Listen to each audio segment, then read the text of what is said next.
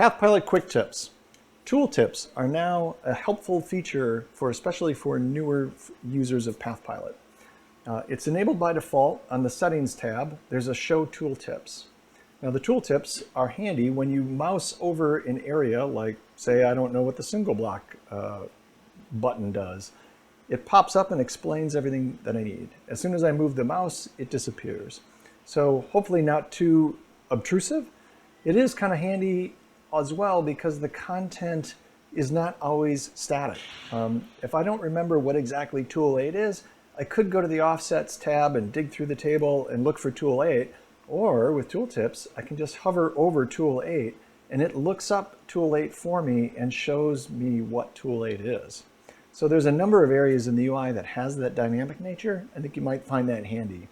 Another area that's really handy is there are some G-codes that are modal in behavior, like G20 versus G21, as far as which type of measurement system you're in.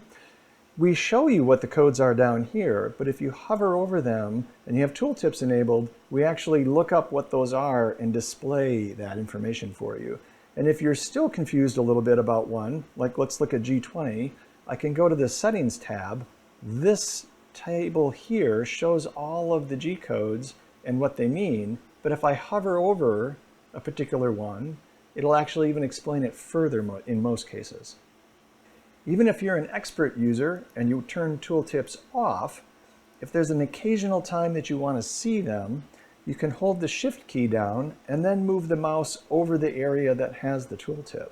So even though they're off by default, I can still see what the tool is.